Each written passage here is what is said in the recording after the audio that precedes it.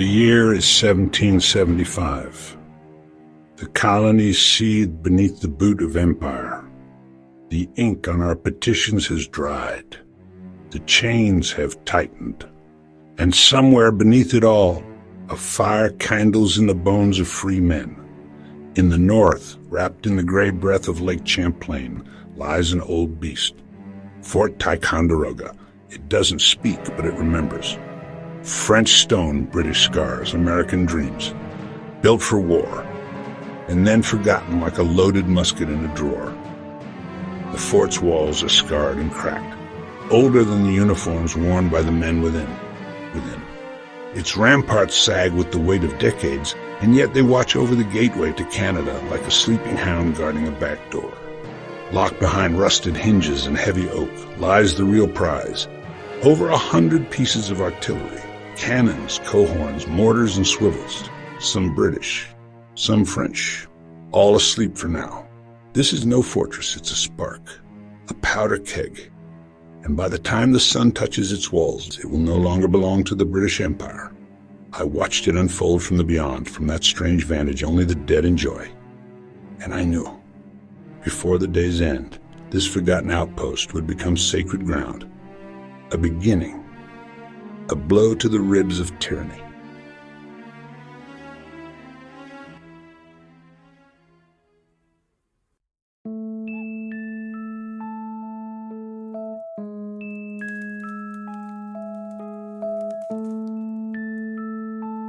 Before the charge, before the musket cracks, before the cannon groans, there is the call. It didn't start with speeches or slogans. It started in silence. The colonies were a tinderbox, and someone had struck the match. Ethan Allen, large as life and louder than thunder, moved among them like a flame through brush. Then came Benedict Arnold, spit-shined, rigid, with authority signed in ink and blood. Their meeting was fire on ice. Allen's shirt open to the wind. Arnold posture stiff as a ramrod. That night, I watched from the treetops. I remember the sound. Soft clinks of musket barrels, whetstones rasping over tomahawk blades. No one said it aloud, but every man there knew. If they failed, they would not be captured. They would be hanged. This wasn't just a plan. This was a promise.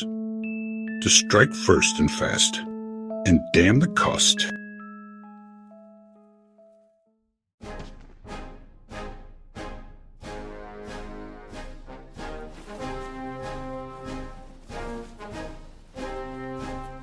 There are moments in war that don't sound like gunfire, but they shake the world all the same.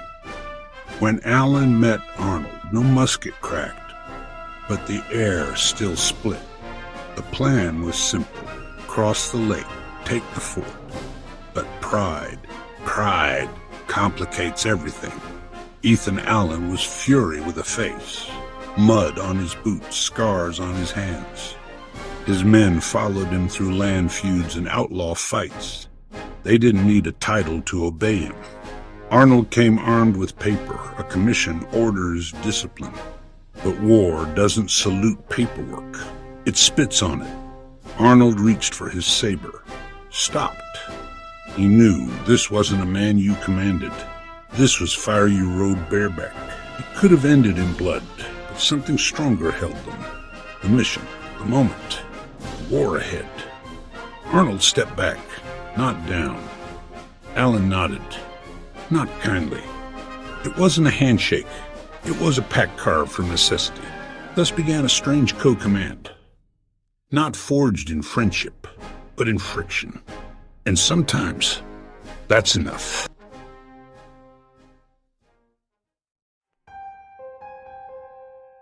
It began not with thunder, but with silence. Not with drums, but with breath. 83 men, soaked in fog and fear, sliding across black water toward a beast of stone and empire. Lake Champlain was colder than a grave that morning. The air stuck to the skin like wet gauze. You could taste the iron of the mist, feel it creep into your lungs like damp rot. Allen and Arnold stood at the edge of the water, no longer rivals. War has its own language, spoken in glances and breath, in the way your fingers won't stop twitching near your trigger. They pushed off in groups. Oars dipped slow, careful. I saw a man grip a locket in his hand until blood ran from his knuckles. I saw another kiss the flint of his musket like a priest blessing a chalice. And the lake. Oh, that damned lake. It didn't move like water. It slithered. One man coughed, and three froze as if the sound itself could draw musket balls from the dark. By the time the far bank rose from the mist, their hands were numb. The men stepped from their boats not as rebels, not as colonists, but as ghosts. Wet, cold, breathless ghosts sent to haunt a dying empire.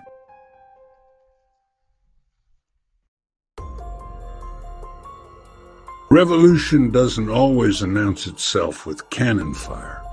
Sometimes it creeps in barefoot. Sometimes it whispers in the dark before it ever dares to scream. We didn't knock on the gates. We didn't call for parley. We came like a fever, like a shadow stretching from the soil. Fort Ticonderoga loomed above them, gray, massive, indifferent. It had seen wars, had buried men in silence, but it had never seen this. Their boots sank into mud without a sound. They moved in pairs. Allen's boys to the left, Arnold's men to the right. The flint snapped, hissed, then died. A misfire, a miracle. Allen's voice broke the hush next. Not a whisper, a command, raw iron and holy. Forward. The men surged through the gates like a dam breaking, over the wall, through the yard.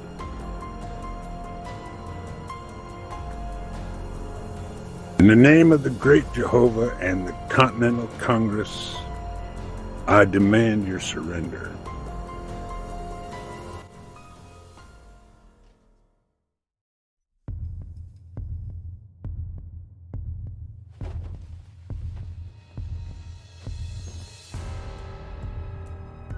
Victory comes fast. What follows isn't always so clean. The fort was ours, but order vanished like smoke. The Green Mountain Boys flooded its halls, laughing, shouting, looting. The British were gone, but the chaos stayed.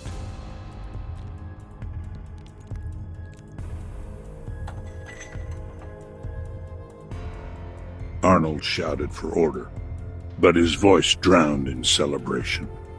He tried to inventory the prize, powder, weapons, iron thunder, but Allen's men weren't counting. They were claiming. Still, what they found mattered, more than they knew. Deep in the magazine, lit by a single torch, slept the real treasure. Cannons, mortars, cohorns, some British, some French, all dangerous. I watched as hands reached out, not to steal, but to understand.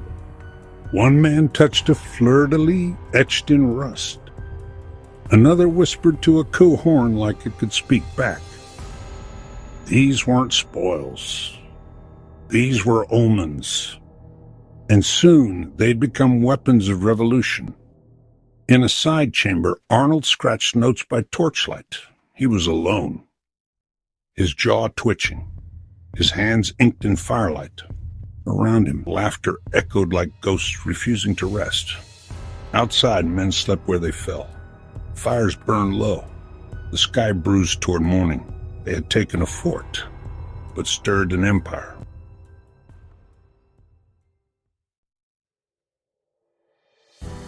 Word spreads faster than war. You think a cannon blast shakes the earth. Wait till you hear the sound of hope galloping across 13 colonies on horseback. Before the sun had dried the mud at Ticonderoga, boots were already pounding down wooded trails and coastal roads. Couriers with cracked lips and bleeding heels rode with lungs full of revolution, their words burning hotter than powder. In Boston, men crowded taverns, fists on tables, mugs raised to lips trembling with disbelief. In Philadelphia, printers set their presses hammering with headlines still wet with history. In Virginia, farmers gripped their plow handles like rifle stocks. Everything changed. I watched it like the dead do. From above, from between breaths of wind and pages of ink, I saw the looks exchanged in town halls, the way men leaned forward just slightly more than before. That tilt, that was the war beginning. Committees of safety read the report and wept, some with joy and some with dread. Because now it was real. There's a kind of horror in hope. It doesn't creep, it erupts, and it spreads like a fever.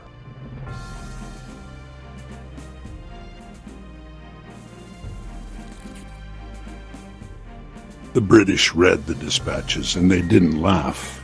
They listened. Hard. London windows cracked with whispers, Parliament mouths curled in disapproval. I remember seeing a young drummer in Connecticut tap out the news on his own chest, unable to speak it aloud. He just pounded the rhythm of war against his ribs. We took the fort. 4 beats. Like a funeral march for British rule. Flags were raised. Bells rang. Some knelt and prayed. Others simply stared eastward toward the shadow of the crown and said nothing.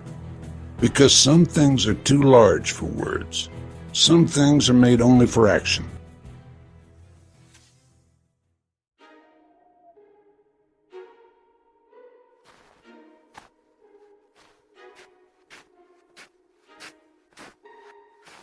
Most battles are measured in minutes.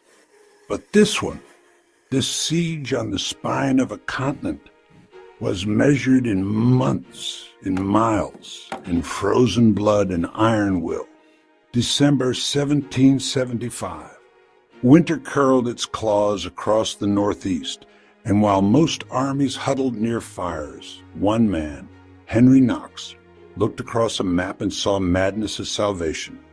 He wasn't a general, wasn't a warrior. He was a bookseller, a fat man with bad knees and a dream stitched together by spine and steel. But General Washington gave the order, and Knox answered it with frost on his breath and fire behind his eyes. His mission? Fetch the guns of Ticonderoga. 43 cannons, 6 cohorns, 8 mortars, 2 howitzers, 60 tons of death and promise. Drag them through ice, snow, sleet, and unforgiving terrain, and deliver them to Boston. Most thought it was impossible.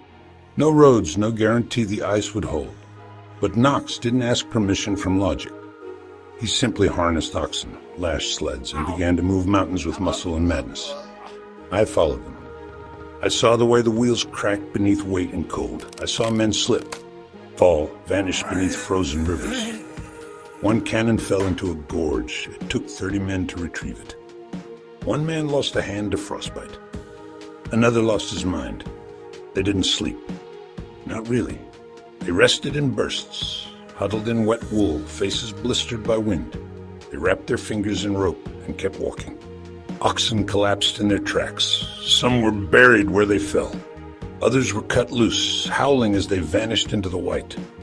But the men pressed on, always on. It was called the noble train of artillery, but there was nothing noble about it, unless you count frozen blood, shattered wheels, and willpower chewed raw. I remember one night in the Berkshires. A blizzard swallowed them whole. The torches went out.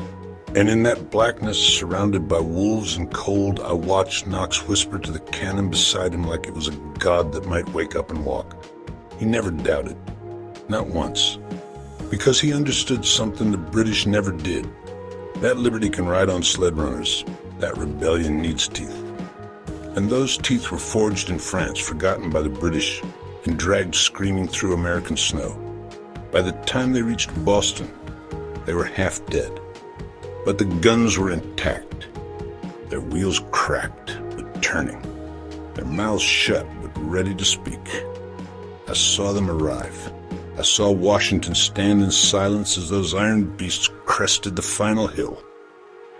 And in his silence there was something close to reverence. Even ghosts bow their heads at miracles.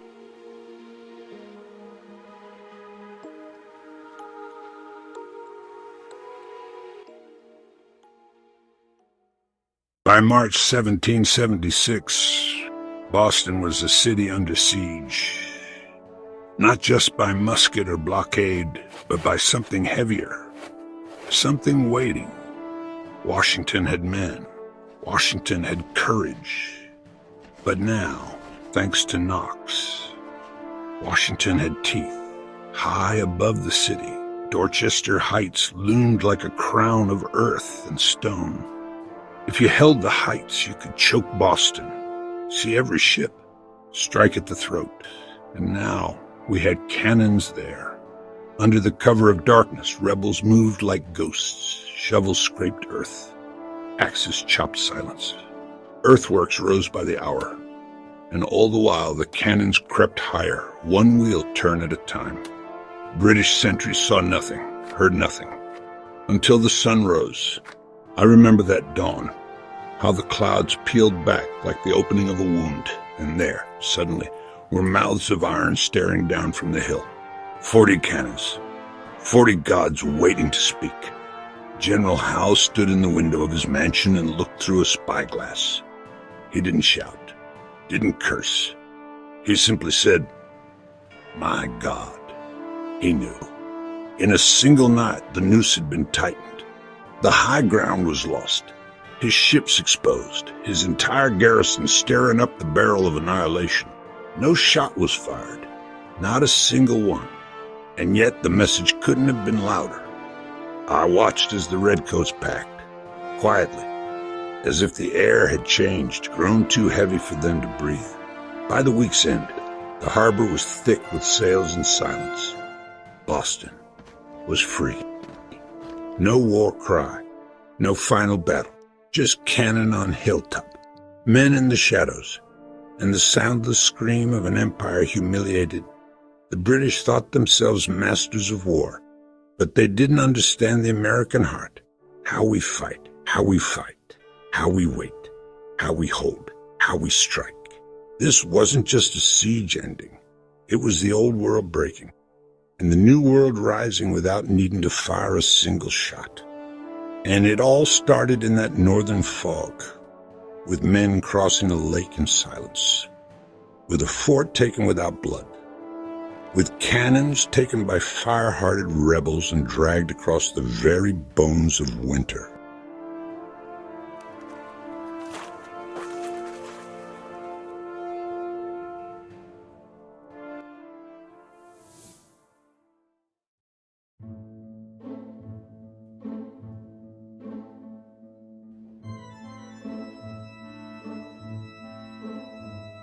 Some wars end with parades. Ours began with silence, with shadows crossing a lake. Ticonderoga was never just a fort. It was a fuse, cold, quiet, soaked in history and waiting for a spark. I've seen empires rise. I've seen them fall. I've walked the muddy paths between their ruins. But I have never seen anything like the fire that burned from those 83 men in the fog. Their story isn't told in textbooks. Not the way it should be. It's told in blood, in frostbite, in iron wheels turning over mountain and river. Those cannons didn't just win Boston. They proved something darker, something divine. That rebellion doesn't come from speeches.